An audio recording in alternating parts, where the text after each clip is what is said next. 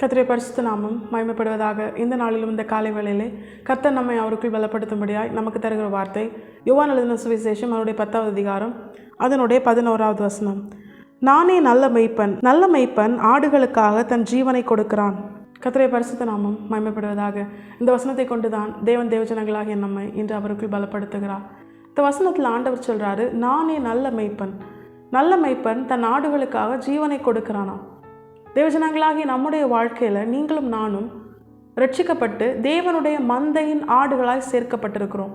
இந்த அதிகாரத்தில் உள்ள இனி உள்ள வசனங்களை நம்ம வாசித்தோன்னா ஆண்டவர் சொல்கிறாரு, தம்முடைய சீஷர்களை பார்த்து சொல்கிறாரு, இந்த தொழுவத்தில் அல்லாத வேறே ஆடுகளும் எனக்கு உண்டு.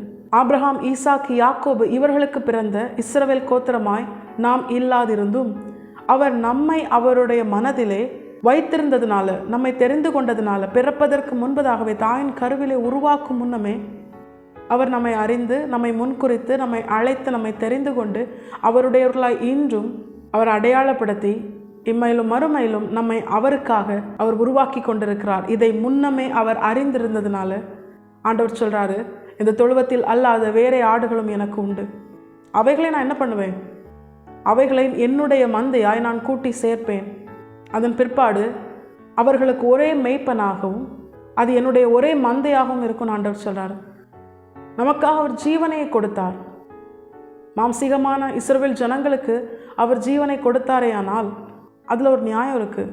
ஏன்னா அவர்களுடைய முற்பிதாக்கள் கர்த்தருக்கென வேறு பிரிக்கப்பட்ட வாழ்க்கையில் வாழ தங்களை அர்ப்பணித்து சகலத்தையும் விட்டு வந்தவர்கள். ஆபிரகாமும் அப்படித்தான், ஈசாக்கும் அப்படித்தான், யாக்கோபும் அப்படித்தான். இஸ்ரவேல் ஜனங்களிலே அநேகர் கர்த்தருடையவர்களாய் வாழ தங்களை அர்ப்பணித்தவர்கள். யோசேப்பு, தாவீது இவர்கள் எல்லாமே இருதயத்திற்கு ஏற்றவர்களாய் கர்த்தருடையவர்களாய் வாழ்ந்தவர்கள். அவர்களுக்காக அவர்களை மீட்டுக்கொள்ள, அவர்கள் ஆத்துமாவை மரணத்திலிருந்து தப்பு வைக்க அவர் தம்முடைய ஜீவனை கொடுத்தாரே. ஆனால் அதற்கு ஒரு நியாயம் இருக்குது. ஆனால் எதற்குமே உதவாத, காணியாட்சிக்கு புறம்பான, வாக்கு தத்துவத்திற்கு அந்நியரான, பாவத்திலையும் உலகத்திலையும் மாம்சத்திலையும் பிசாசின் கிரியைகளிலும் உழன்று கொண்டிருந்த நம்மையும் அவர் தம்முடையவர்களாய், நம்முடைய ஆடுகளாய், தம்முடைய மந்தையிலே சேர்த்து கொள்ள அவர் நமக்காகவும் ஜீவனை கொடுத்தார். இது அவருடைய அன்பை, அவர் நம்மேல் வைத்த அன்பை வெளிப்படுத்துகிறது. தம்முடைய ஒரே பேரான குமாரனை நமக்காக கொடுத்தார். யோவான் 3:16 அப்படிதான் சொல்லுது. தேவன் தம்முடைய அன்பின் நிமித்தம் நாம் கெட்டு போகக்கூடாது என்பதற்காக நம்முடைய ஆண்டவராகிய இயேசு கிறிஸ்துவை அவர் நமக்காக கொடுத்தார். மரிப்பதற்காகவே கொடுத்தார். அவருடைய இரத்தத்தினால நீங்களும் நானும் நீதிமான்கள் ஆக்கப்பட்டு பிதாவை அப்பா, பிதாவை என்று கூப்பிடத்தக்கதான புத்திர சுவிகாரத்தின் ஆவியை பெற்றுக்கொண்டோம். இந்த ஸ்லாக்கியம் எதனால் உண்டானது? நம்முடைய ஆண்டவராகிய இயேசு கிறிஸ்துவால் உண்டானது. நம்முடைய நல்ல மெய்ப்பனாக நம்மோடு கூட இருந்து நம்மை தம்முடைய ஆடுகளாய் அவர் தெரிந்து கொண்டதினால் உண்டானது. இன்று ரட்சிக்கப்பட்டவர்களாய் வேதத்தை சுமக்கிறோம், வேதத்தை வாசிக்கிறோம், அதை தியானிக்கிறோம். தேவனுடையவர்களாய் நாம் நம்மை அடையாளப்படுத்துகிறோம். இவ்வளவு பெரிய மேலான ஒரு ஸ்லாக்கியம் நாம் பெற்றுக்கொள்ள காரணம் நம்முடைய ஆண்டவராகிய இயேசு கிறிஸ்து நல்ல மெய்ப்பனாக இருந்து நமக்காக ஜீவனை தந்ததுனால தான், நம்மை அவருடைய மந்தையிலே சேர்த்து கொண்டதுனால தான், அவருடைய அன்பினால் மட்டுமே இதை நமக்கு செய்தார். ஏன் தெரியுமா? நமக்கு எந்த தகுதியுமே கிடையாது. மாம்சீகமான இஸ்ரவேல் ஜனங்களை பார்க்கும் பொழுது எந்த விதத்திலுமே நாம் தகுதியானவர்கள் கிடையாது. ஆசரிப்பு கூடாரத்தில் உள்ள பிரகாரத்திலே பிரவேசிக்க கூட நமக்கு தகுதி கிடையாது. காணியாட்சிக்கு புறம்பானவர்கள், நம்பிக்கையற்றவர்கள், தேவனற்றவர்கள். அப்படி இருந்த நம்மை இன்று அவருடைய சமூகத்திலே கிருபாசனத்தை கிட்டி சேரும் ஸ்லாக்கியம் நமக்கு கிடைத்ததற்கு காரணம் என்ன தெரியுமா? அவர் தம்முடைய மாம்சம் என்கிற திரையை கிழித்ததுனால தான், நமக்காக ஜீவனை கொடுத்ததுனால தான். நிச்சயமாய் நம்முடைய ஆண்டவராக இயேசு கிறிஸ்துவை அவர் நல்ல மெய்ப்பன். அவர் சொன்னபடியே நம்மை அவருடைய ஆடுகளாய் அவருடைய மந்தையில சேர்த்துக்கொள்ள நமக்காக ஜீவனை கொடுத்தார். அவருடைய மரணத்தினாலும் அவருடைய உயிர்த்தெழுதலினாலும் மட்டுமே, அந்த சாயலினால் மட்டுமே நாம் ரட்சிக்கப்பட்டோம். எப்படி ஞானஸ்நானம் என்கிற உடன்படிக்கையின் மூலமாய் அவருடைய மரணத்தின் சாயலுக்கு உட்பட்டவர்களாய் நாம் மாறுகிறோமோ, அதே போல அவருடைய உயிர்த்தெழுதலின் சாயலுடன் தேவன் நம்மை இணைத்திருக்கிறார். அதனால தான் இன்று வரைக்கும் ஆண்டவருடைய வருகைக்காக எதிர்நோக்கி காத்திருக்கிறோம். அவர் வந்தாரேயானால், அவர் ரகசியமாய் நம்மை அழைக்க வரும் பொழுது அவருடைய உயிர்த்தெழுதலின் சாயலாய் நாம் மறுரூபமாக்கப்பட்டு அவரோடு கூட எடுத்துக்கொள்ளப்படுவோம். ரோமர் 6 அப்படிதான் சொல்லுது. மரணத்தின் சாயலோடு இணைக்கப்பட்டிருக்கிற நாம் உயிர்த்தெழுதலின் சாயலோடு இணைக்கப்படுவதும் அதிக நிச்சயம். நிச்சயமாய் மரித்தோரிலிருந்து இயேசு கிறிஸ்துவை உயிரோடு எழுப்பின பிதாவாகிய தேவன் நம்மையும் இயேசு கிறிஸ்துவுக்குள்ளாய் அவர் உயிர்த்தெழ செய்து அந்த மறுரூப சாயலில் அவரோடு கூட மகிமையிலே பிரவேசிக்க ஆண்டவர் கிருபை செய்வார். இந்த எல்லா மேன்மையும் எல்லா ஆசீர்வாதங்களையும் இந்த மேலான மகிமையான ஆசீர்வாதங்களை நானும் நீங்களும் சுதந்திரிக்க என்ன காரணம் தெரியுமா? நம்முடைய ஆண்டவராக இயேசு கிறிஸ்து நல்ல மேய்ப்பனாக இருந்து நமக்காக ஜீவனை தந்ததினால் மாத்திரமே, வேற எந்த காரணமும் கிடையாது. இந்த வசனத்திற்குரியவர்களாய் தேவன் நம்மை மாற்றி இருக்கிறார்.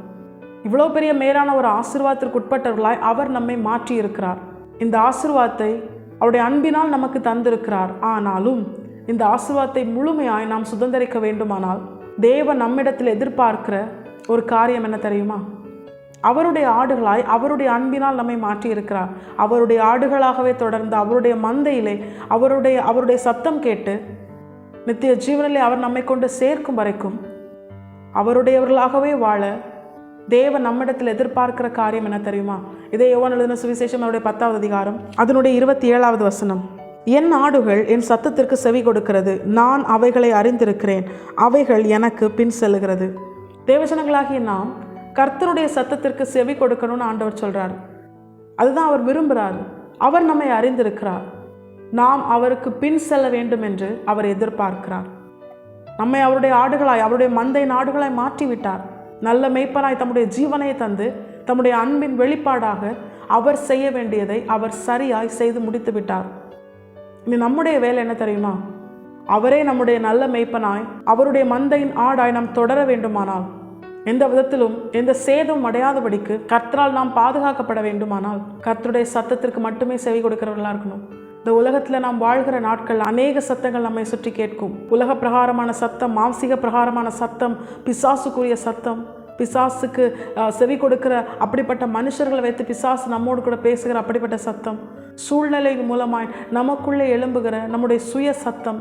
ஆண்டவர் சொல்றாரு, இந்த சத்தத்திற்கு அல்ல, இந்த சத்தங்களெல்லாம் நீ என்ன பண்ணணும்? நீ என்னுடைய மந்தையின் ஆடா இருக்கிறதுனால நீ அந்நிய சத்தத்திற்கு விலகி ஓடணும். ஆனால் என்னுடைய சத்தத்திற்கோ நீ செவி கொடுக்கணும். நான் உன்னை அறிந்திருக்கிறேன். உன்னுடைய எல்லா சூழ்நிலையும் எனக்கு தெரியும்.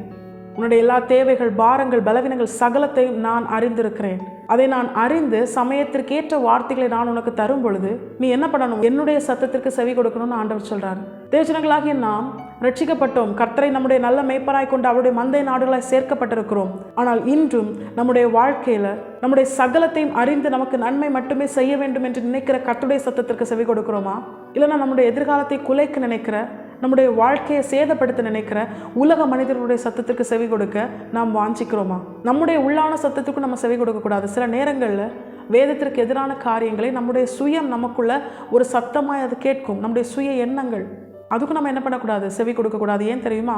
தேவனுடைய ஆடுகள், அவருடைய மந்தையின் ஆடுகள் அந்நிய சத்தத்திற்கு விலகி ஓடணும். ஏதாவது நமக்குள்ள ஏதாவது எண்ணம் எழும்பினால் கூட, மற்றவர்களிடத்துலேருந்து நம்ம ஆலோசனை ஏதாவது நம்முடைய செவிகள் கேட்க அவர்கள் நமக்கு சொன்னால் கூட அதை தேவ சமூகத்தில் வந்து வைக்கணும். அதுக்கு நம்ம உடனே கீழ்ப்படியக்கூடாது. அது தேவ சித்தத்திற்கு உட்பட்டதாக இருந்தால் அவரிடத்திலிருந்து அவர் நமக்கு வார்த்தையை தந்து அதை உறுதிப்படுத்துவார். அப்பொழுது அவருடைய சத்தத்துக்கு நம்ம கீழ்ப்படியணும். அது நம்முடைய எதிர்காலத்தை நன்மையாய் ஜீவனுக்குரியதாய் அது மாற்றும். ஆபிரகாம் தேவனின் சத்தத்திற்கு செவி கொடுக்கும் வரைக்கும் அவனுடைய வாழ்க்கையில் எந்த சேதமும் இல்லை. ஆனால் எப்பொழுது சாராளின் சத்தத்திற்கு செவி கொடுத்தானோ, ஒரு துஷ்ட மகன் அவனிடத்திலிருந்து வெளிப்பட அது காரணமாக இருந்தது. நம்முடைய வாழ்க்கையில் இந்த நிமிஷம் வரைக்கும் அநேக துஷ்டத்தனமான கிரியைகள் உண்டானதற்கான காரணம் என்ன? நம்முடைய சுய எண்ணமோ, சுய சத்தமோ, இல்லை மற்றவர்களிடத்திலிருந்து வருகிற ஆலோசனையின் அந்த சத்தமோ, பிசாசின் சத்தமோ, உலக மாமிசம், பிசாசு இவைகளின் சத்தமோ, ஏதோ ஒன்றுக்கு நம்ம செவி கொடுத்ததுனால தான் நம்முடைய வாழ்க்கையில் ஒரு துஷ்டத்தனமான கிரியை வெளிப்பட அது காரணமாக இருந்தது. தேவர் எந்த நாளில் நமக்கு எச்சரித்து உணர்த்துகிறார். நம்முடைய வாழ்க்கை முழுமையாய் இம்மையிலும் மறுமையிலும் நல்லா இருக்கணும்னு நினைக்கிற ஒரே ஒருவர் நம்முடைய ஆண்டவராக இயேசு கிறிஸ்து மட்டும்தான். ஏன்னா அவருக்கு தான் எல்லாமே தெரியும். நம்மோடு கூட இருக்கிறவங்க நம்ம நல்லா இருக்கணும்னு நினச்சி செயல்படுகிற சில காரியங்கள் கூட அது தீமையில் முடியலாம். ஆனால் அவங்க தப்பாக நினச்சி செய்ய மாட்டாங்க. நமக்கு நல்லது நினச்சி சில ஆலோசனை தருவாங்க. ஏன்னா அவங்களுக்கு என்ன தெரியாது, அவங்க நினைக்கிற காரியங்களை ஓரளவுக்கு தான் அவங்களால என்ன பண்ண முடியும்? கணிக்க முடியும். முழுமையாக அவங்களால என்ன பண்ண முடியாது? அதை கெஸ் பண்ணி அவங்களால சொல்ல முடியாது. மனுஷனுடைய எண்ணத்திற்கு எந்த அளவுக்கு அதை கணிக்க முடியுமோ அந்த அளவுக்கு தான் அவனால் சொல்ல முடியும். ஆனால் சகலத்தையும் அறிந்தவர், முழுமையாய் ஒரு காரியத்தை துவக்கமும் முடிவும் அறிந்தவர் நம்முடைய ஆண்டவராக இயேசு கிறிஸ்து தான். அவர் சொல்லுகிற திட்டம், அவர் சொல்லுகிற காலம், அவர் சொல்லுகிற அந்த செயல்முறைகள் இதுதான் நன்மையாக இருக்கும். யுத்தம் பண்ணும்படி கர்த்தர் கிதியோனுக்கு கொடுத்த ஆலோசனை அதுதான் நன்மை. இல்லை மற்றவங்கள்லாம் இப்படி தான் யுத்தம் பண்ணுறாங்க, அதனால் நானும் இப்படி தான் யுத்தம் பண்ண போவேன்னு சொல்லி கிதியோன் போயிருந்தா அங்கே அவன் என்ன பண்ணியிருப்பான்? நிச்சயமாக தோற்று போயிருப்பான். தேவஜனங்களாகிய நமக்கு கர்த்தர் தருகிற ஒரு பிரதானமான எச்சரிப்பின் சத்தம் என்ன தெரியுமா? நாம் அவருடைய மந்தையின் ஆடுகள். அவரே நம்முடைய நல்ல மேய்ப்பன், நமக்காக ஜீவனையே கொடுத்தவர். இம்மையிலும் மறுமையிலும் நம்முடைய வாழ்க்கை, எதிர்காலம், நம்முடைய சந்ததி சகலமும், நம்முடைய குடும்பம் எல்லாமே முழுமையாய் நல்லா இருக்கணும், நித்தியத்தை சுதந்திரிக்கணும், நித்திய ஜீவனை சுதந்திரிக்கணும்னு சொல்லி நம்மை குறித்த நன்மையான நினைவுகளை மட்டுமே வைத்திருக்கிற ஒரே ஒருவர் நம்முடைய ஆண்டவராக இயேசு கிறிஸ்து. அவர் சத்தத்திற்கு செவி கொடுத்து அவர் நம்மை முழுமையாய் அறிந்திருக்கிறார் என்பதை விசுவாசித்து அவருக்கு பின் செல்லணும். எவ்விருவின் வீட்டில் உள்ள காரியங்களை முழுமையாய் கர்த்தர் அறிந்திருக்கிறார். அப்போ ஆண்டவர் சொல்றாரு, பயப்படாதே அப்படின்னு ஆண்டவர் சொல்றாருன்னா எவ்விரு பயப்படக்கூடாது. அந்த இடத்துல எவ்விருவால விசுவாசமாய் பேச முடியாமல் இருந்தாலும் அவன் அவிசுவாசமாக பேசலை, ஆண்டவரை பின்தொடர்வதை நிறுத்தவும் இல்லை, ஆண்டவருடைய செயல்களை தடுக்கவும் இல்லை. தேவஜனங்களாகிய நமக்கும் கர்த்தர் இந்த மாதிரிப்பட்ட நபர்களை வேதத்திலிருந்து காண்பித்து தருவது எதற்காக தெரியுமா? நம்ப முடியாத சூழ்நிலை, ரொம்ப பிரதிகூலமான, ரொம்ப பிரச்சனையான சூழ்நிலையில் நம்மளால் விசுவாசமாக பேச முடியாமல் இருந்தாலும் அவிசுவாசமாய் பேசாதபடிக்கு கர்த்தருடைய வார்த்தைக்கு செவி கொடுப்போம். எந்த அனுகூலமே இல்லாமல் இருந்தாலும் கர்த்தர் நினைத்தால் இல்லாதவைகளை இருக்கிறவைகளைப் போல வரவழைக்க அவரால் கூடும். அவர் சர்வ வல்லமை உள்ள தேவன். அவர் சொல்கிறாரு, என்ன நம்புன்னு ஆண்டவர் சொல்கிறார். நாம் அவரை மட்டுமே சார்ந்து, அவரை மட்டுமே நம்பி, அவருக்காக வாழ நாம் நம்மை முழுமையாக அர்ப்பணிக்கணும். அவருடைய சத்தத்திற்கு, வசனத்திற்கு கீழ்ப்படியணும். அதற்கு முதலாவது நாம் வேதத்தை வாசித்து அதை தியானிக்கிற பிள்ளைகளாக இருக்கணும். அப்போ தான் அந்த வசனம் என்ன சொல்லுது நமக்கு தெரியும், அதற்கு கீழ்ப்படிய முடியும். அப்படி கீழ்ப்படிந்து நம்முடைய சகலத்தையும் நம்முடைய தேவன் அறிந்திருக்கிறார் அப்படிங்கிற ஒரு விசுவாசம் நமக்குள் இருந்தால் மட்டுமே நம்மால் எல்லா சூழ்நிலையிலும் ஆண்டவரை பின் செல்ல முடியும். எப்படி அமைதியாய் அந்த சூழ்நிலையில் கர்த்தரை நம்பி, அவருடைய வார்த்தையை நம்பி, அவருடைய வார்த்தைக்கு செவி கொடுத்து அவன் பின் சென்றானோ, அதே போல தேவஜனங்களாகிய நாமும் கர்த்தருடைய வார்த்தையை நம்பி, அவரை நம்பி, அவருடைய வார்த்தைக்கு செவி கொடுத்து எந்த சூழ்நிலையாக இருந்தாலும் கர்த்தர் இதை அறிந்திருக்கிறார். அவருடைய ஆடுகளாய் அவர் நம்மை தெரிந்திருக்கிறார், நம்முடைய சகலத்தையும் அவர் அறிந்திருக்கிறார் என்ற விசுவாசத்தோடு அவரை பின் செல்வோம். எந்த சூழ்நிலையிலும் அவரை பின் செல்வோம்.